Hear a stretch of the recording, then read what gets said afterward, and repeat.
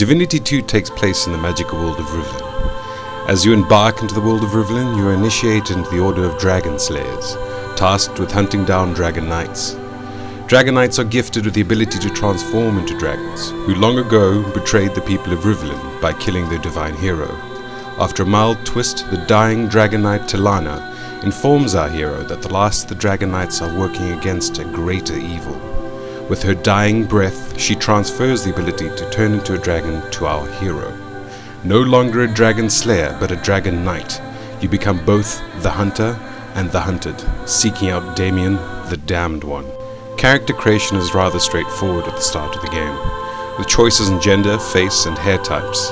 The class system is similar to Oblivion's in regards to skills. Once inducted into the Dragon Slayers, you will have the choice between 3 class archetypes: Mage, Warrior, and Ranger.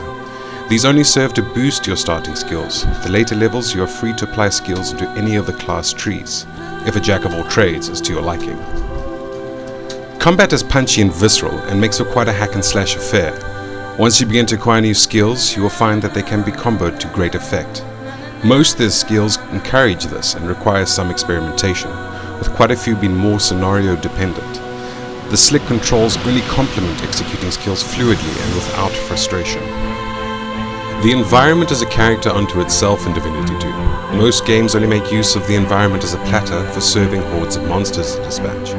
This, however, is not the case with Divinity 2. If you take the time to absorb and keep a keen eye, you will soon be rewarded for it, from hidden levers that open secret chambers and passages, to scaling a tall statue, only to find a book detailing information that could lead to something of worth.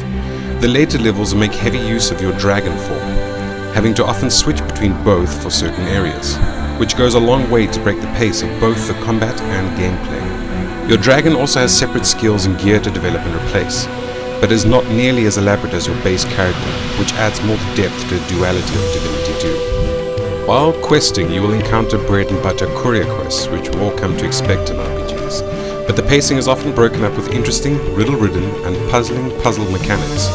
To me, this was a welcome surprise, like an old friend visiting unexpectedly. Divine Divinity, which is the first game in the series, also made great use of similar mechanics. There are, however, some more bizarre scenarios, for instance seducing a chest to part with its hoarded loot.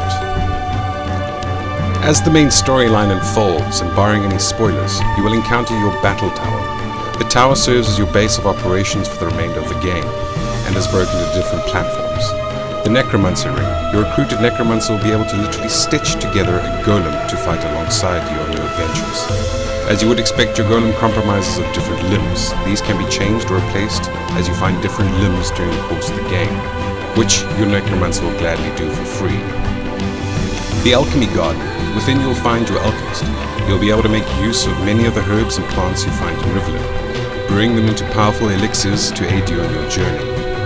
On the enchanting platform, here your inventor and enchanter and talented smith will both enchant and disenchant your weapons and gear. In the skill training platform, the expert trainer will be able to discover or upgrade your skills under their supervision, both in the arts of combat and magic alike. In your personal chambers, this is by far your most frequented platform. Within you will find a personal chest to store all your excess gear and reagents, as well as a vendor to pawn off the items you no longer desire. Oh, and as a pro tip, all the platforms that require reagents can access them directly from the chest without having to have them on your person. Running under the hood of Divinity 2 is the Gamebryo engine, more famously known for Fallout and Oblivion. The engine has not aged well compared to its powerhouse cousins.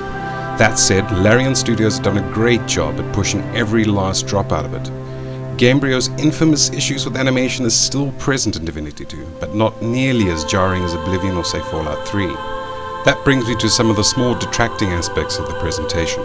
You will encounter recycled NPC faces, and the lip-syncing animation is by no means on par from what we have come to expect from the large AAA titles.